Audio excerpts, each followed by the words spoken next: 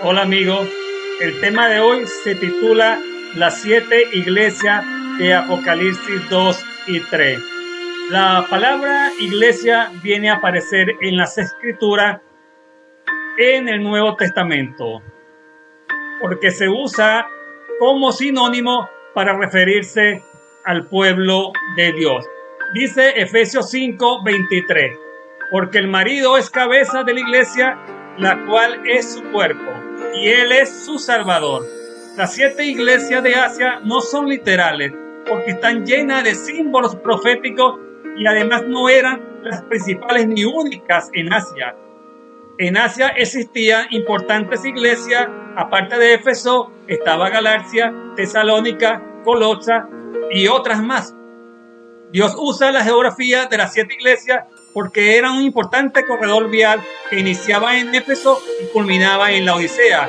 Y nuevamente llegaban a Éfeso porque ahí quedaba el mayor puerto de la región.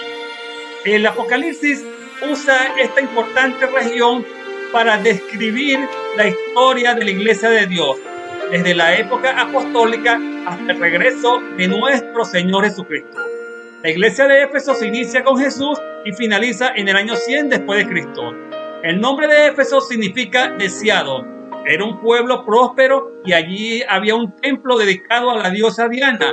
Y ya a finales de su era, Apocalipsis 2 lo describe: pero tengo contra ti que has dejado tu primer amor.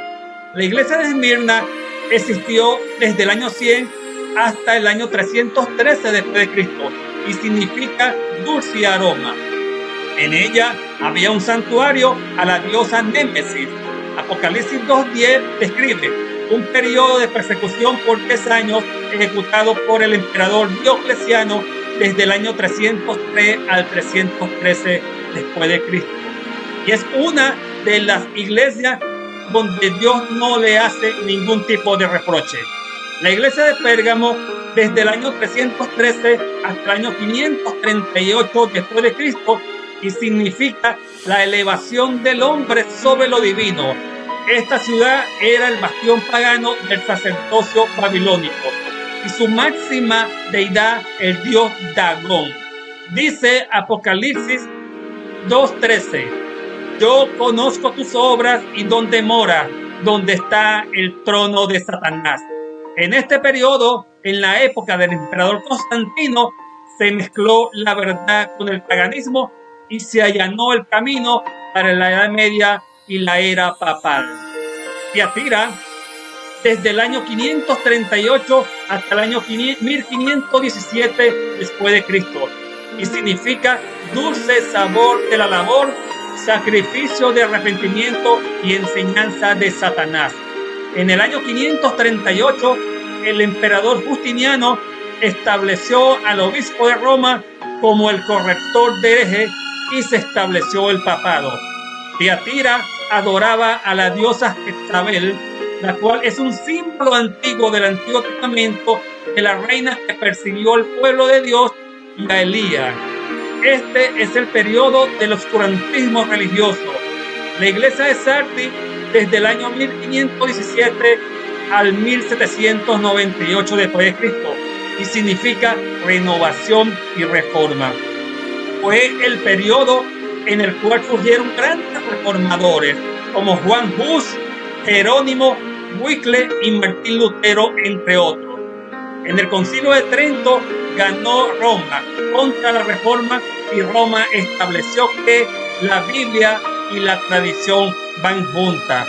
Por tanto, Apocalipsis 3:4 dice: pero tienes unas pocas personas en Sardis que no han manchado su vestidura, se han mantenido fieles. Filadelfia, desde 1798 a 1844, y significa amor de hermandad. Esta fue una ciudad construida por el rey Átalo II en honor a su hermano Eumenes. En este periodo se dio inicio a la expansión del cristianismo al mundo entero y al continente americano.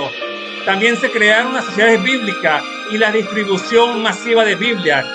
Dice Apocalipsis 3:7: el que tiene la llave de David, el que abre y ninguno cierra, y cierra y ninguno abre. Y por último tenemos a la iglesia de Laodicea. Esta iglesia significa